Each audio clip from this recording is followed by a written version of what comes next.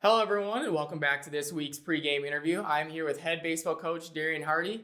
Coaching his Trojan squad will actually have games in Brandon this weekend as they will take on Aquinas College. So, Coach, you guys split 2 games with Avila last weekend. Tell me a little bit about those games.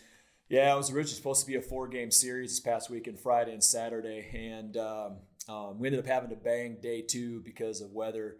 Their conference has a below freezing temperature threshold, and we weren't able to get up to that 30 degrees real feel, and so unfortunately our games day 2 got banged, but we went down there. First day we ended up losing game 1 and winning game 2, which is I guess some new stats or kind of cool information is that it's the first opening day win that we've had in the program since 2016. So, well, congratulations! Thank you. I appreciate that. That's good. So we had some good things come out of it. Game 1, we ended up losing game 1 8-0. I guess the way I look at game 1, I feel like we were a little bit like deer caught in headlights because we were outside for the first time against another team, and so I think the guys just it's hard to make that adjustment when you're a northern team and we're inside for most of the time, and we were lucky to be outside a couple of days before we left, but it wasn't much. And that's a team that's been practicing outside for 5 weeks. They had 4 or 5 games underneath their belt already. So, but so it was tough. Tough to kind of make those adjustments. But pitching wise, Jacob Kirshner, he's a sophomore right-handed pitcher from Lenox, South Dakota. He got the start. He actually pitched really well. He went 4 innings and gave up 1 run. And had 7 strikeouts with 3 walks. And so when we pulled him, it was only a 1-0 score. So it was still a really close game. And our bullpen really struggled from there on out. We ended up using 3 different guys, and we just couldn't find a guy to kind of come in and stop the bleeding from the bullpen standpoint. We gave up 7 walks during that time, and so that was tough. And I obviously the score is 8-0. We didn't score either, so offensively we struggled a little bit too. But defensively, we played really well in both games. We only had 1 error that happened in game 1. We didn't defend a bunt very well, and so we had an error that was created by that. And then offensively, we out-hit Avila on the day in both games. So our offense wasn't able to keep their defense on the field long enough, really, at the end of the day, and we weren't able to sustain run-scoring opportunities. But game 2, we changed the narrative on everything, and Grant Sabiculis, he's a junior right-handed pitcher from Melbourne, Australia. He pitched a fabulous game.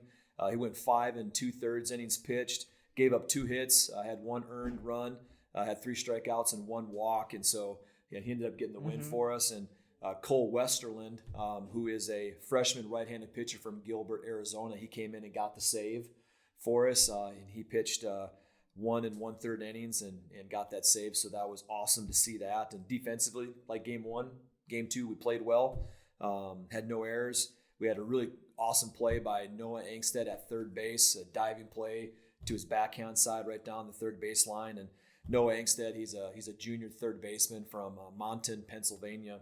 And then another kind of a defensive highlight there, Ryan McDaniel, he's a sophomore catcher for us from Firestone, Colorado. He had a really 2 really heads-up plays with a couple of back picks, 1 to first and 1 to third to get some runners, and so defensively we were really sound. And offensively, we set the tone right away in game 1, in game 2, unlike in game 1, and we scored 3 runs right away in the first inning. Had double-digit hits with 11, and we were led offensively by Chris Burke, who is a junior shortstop from Temecula, California. So that's kind of how things went for us on the weekend. And so we learned a lot, and we're ready to go and get things going for the next series for us.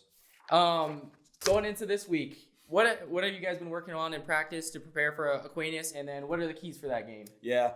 So originally we were gearing up for Missouri. So honestly, we were gathering intel and information about them, and that whole series just changed because we were supposed to go down to Missouri Valley College this weekend and play them, but the Kansas City area is supposed to get about 8 inches of snow, and so we had to bang that. And we just picked up the series with Aquinas College out of Michigan, so they're coming in to play us. Oddly enough, we actually have good weather here this weekend, and so We're going to play in Brandon, South Dakota. Our field isn't quite ready, but Brandon has a turf field, so we're going to play there. And so we've had to kind of switch our mindset. We don't know as much about Aquinas as we knew about Missouri Valley College.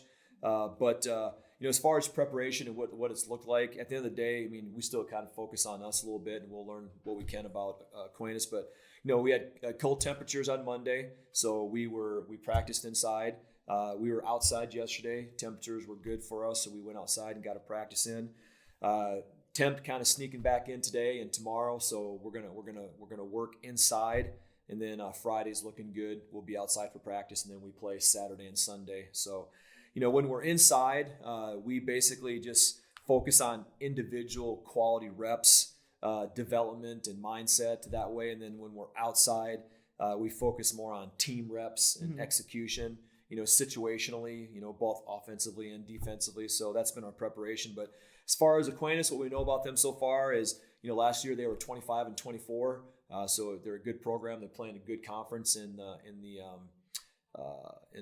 Wolverine Hoosier Athletic Conference called the WAC. Defensively, what we need to do there is we're going to have to limit free bases in the big innings via not giving up walks and errors. That's going to be key for us. And then offensively, we have to execute our game plan, which, we kind of focus on us there a little bit. And we're working to drive up pitch counts, get runners on base every inning and create pressure on their defense and on their pitchers, and be a tough out in the lineup, no matter where guys are hitting, especially when we get to 2 strikes. And then, do whatever we can to get base runners to second base with no outs, and or runners to third base with less than 2 outs, because that's where we really feel like we thrive. It's a big part of our offense. It's a DNA thing for us, things that we work on. So that's what we're working on and getting ready for in our preparation.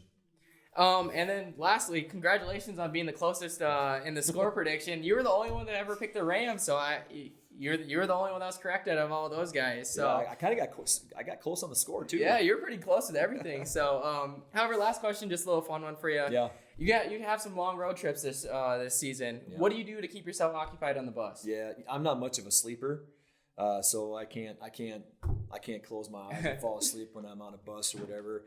So what I like to do is I like to review scouting reports and game plans on the bus, and then if I'm not doing that, I like to read.